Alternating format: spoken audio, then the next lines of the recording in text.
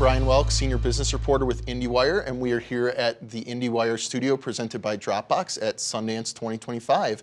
And today I am joined by the team from The Ballad of Wallis Island. We have writers and stars Tom Basden, Tim Key, star Carey Mulligan, and director James Griffiths. Thank you so much all for being here. Thanks for having us. This is a terrific film, very, very sweet, just lovely music, everything about it. The one and only Maguire Mortimer is so great to see together, and I see you got the sweater. Yeah, I've got the merch on today, yeah.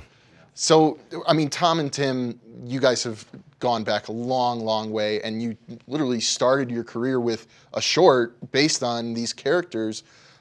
What made you want to bring this back to the screen, to revisit these characters and tell this story again? I mean, I think when we made the short with James back in 2007, I think, it was such a great experience. We loved making it, and we kind of loved the characters. And I think, I don't know how much we talked about it in intervening years, but I think both of us always felt like we had unfinished business with it, and with these characters and with the story. And that we really wanted to, come back to it. And then when COVID came and at that point, the first lockdown, and all of our work was cancelled, and Tim's tour was cancelled, and the filming I was doing was cancelled. We just made the decision to go back and look at that script and look at the work we'd done on the film. And from there, it was so easy a process, really, wasn't it? We kind of got the script together in a matter of weeks, and then took it to James, and then found our producer Rupert, and then sent it to Carey, and then the next thing we were kind of ready to shoot it. So I think in some ways it's taken a very, very long time to get to this point from where we made the short. But actually, when we really knuckled down and decided to do it, it all flowed really organically, and I think there was a really good foundation for us to work on, having made that short film originally. Yeah, can you talk about your teamwork of really expanding the script and the story and finding the right note for this? I mean, I assume, too, that you're introducing the Mortimer character after, having known Herb Maguire. So what was the process there, and how did you two work together to get each of your voices in? Yeah, well, so the short was like a very kind of self-contained thing, which kind of worked as over 20 minutes or however long it was. And every time we kind of talked about it in the intervening years, we're just trying to work out how we make that into a feature which doesn't feel like we've stretched the short. It had to be sort of a reason. And so eventually, we came upon this one idea of him having like a former, relationship and a band so all of the building blocks from the short film are all in there. And then there's just one thing, which is Carey, or Carey's character, which Carey plays, which kind of exploded the short into a feature. Yeah. And it was very interesting watching it last night. It's the first time I'd seen it. And it does kind of go into, you're just starting to get to the end of where the short was. And it has enough momentum where you're not bored of it. But then when Carey arrives, you have this sort of middle 45 minutes where everything is different from the short, and it does feel elevated. Well, also, because the original short is kind of, it's about two strangers. And it's about the interplay between two people who are meeting for the first time. And obviously when Carey's character arrives, you suddenly have the history. And you have the history of the band, the history of their relationship. And it just means that the film can take on a much greater sort of emotional landscape, because you're suddenly dealing with what the characters have sort of been going through over the last 10, 15 years, as opposed to what's happening here and now. And also the comedy, right? Because there's lovely conflict when she arrives, and that the lack of awareness, or how they've weaved that in, that one person doesn't know, the other person does know. All those things just lead to really fantastic comedic situations, which play out really lovely. Absolutely. And Carey, this is a terrific part for you. I'm a big fan of Inside Llewyn Davis, and it's so great to see you singing again and back in this kind of folk mode. What drew you to this character and this writing? The writing.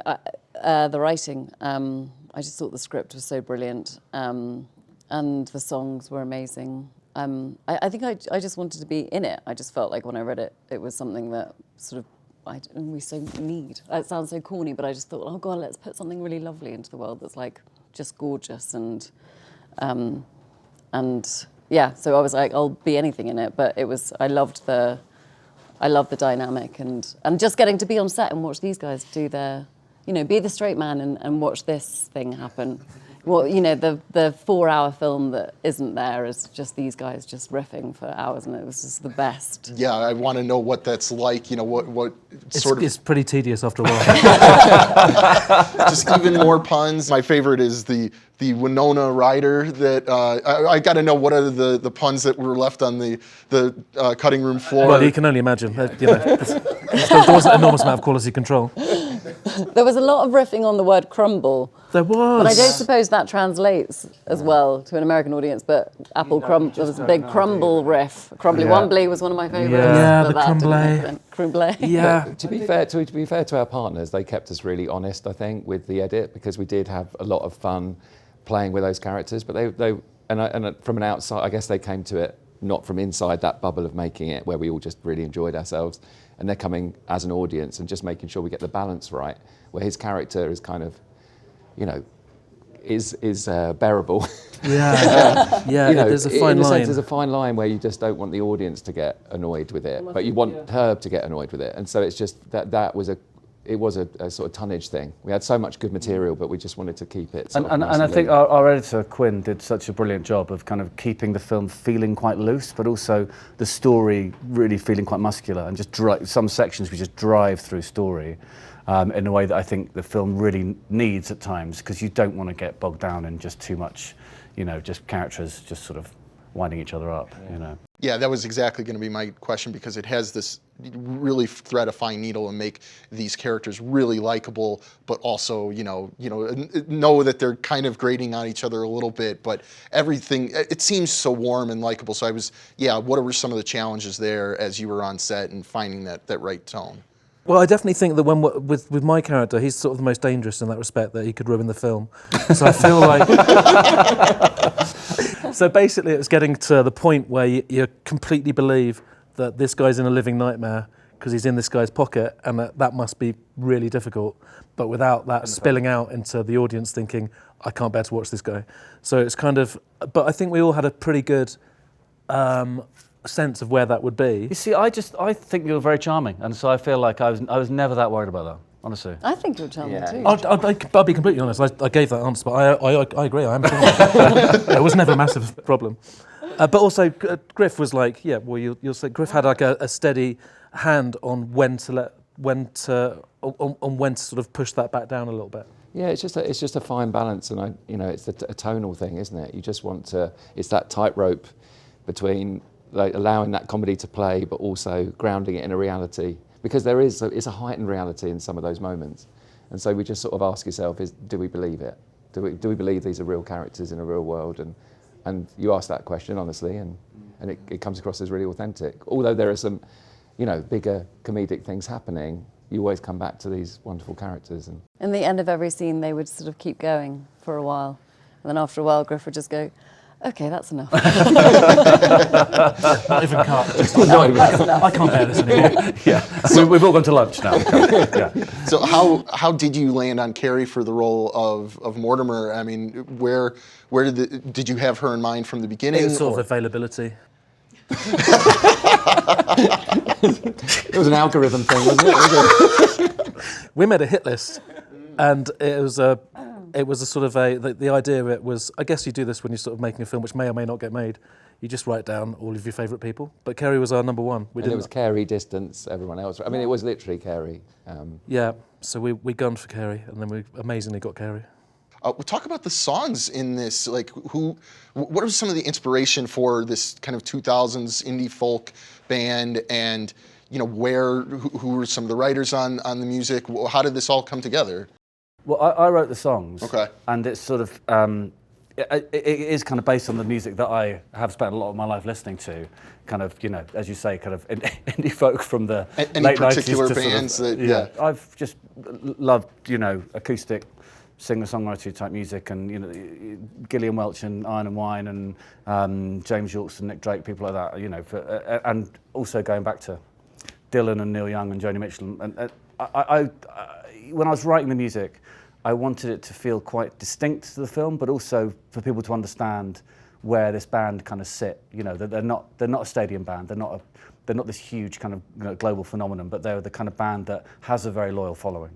that, you know, like a kind of like the Shins or something, like in that period, people would have really responded to this band, even though they would never have gone absolutely huge, which kind of it makes sense of Charles's very deep affection for their music and what it meant for him and his wife when they were, you know, in listening to this band in their relationship. It does have a timeless quality too, because I think early on, you know, before I knew where the film was set and all that, you know, you see all these albums on vinyl and whatnot, and you wonder, oh, is this some, you know, 70s band or something like that? But, you know, to find it kind of rooted in that period of 2000s, I think, yeah, it was really good. And I love the conversation of like, are you saying rock music? Like, do you think we're, you know, but, so yeah, wonderful stuff. And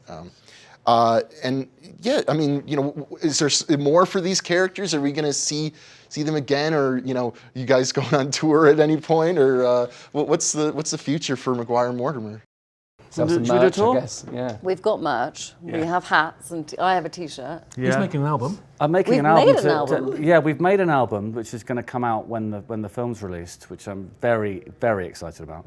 And then, yeah, hopefully some kind of world tour off the back of that. But you know, if not, we'll play some open mic nights above pubs or something. And then me and Griff will just sort of be there, won't we? Yeah, we'll Yeah. be there as You can fans. come and film it on your own. Cheerleading. Yeah. So socials. Well, thank you all so much for being here. This is, again, a lovely, lovely film, and best of luck with it at Sundance and in the future. It's coming out very soon from Focus Features, right? In March March. 28th. March Okay. 28th, yeah. All right, well, thank you all so much for being here.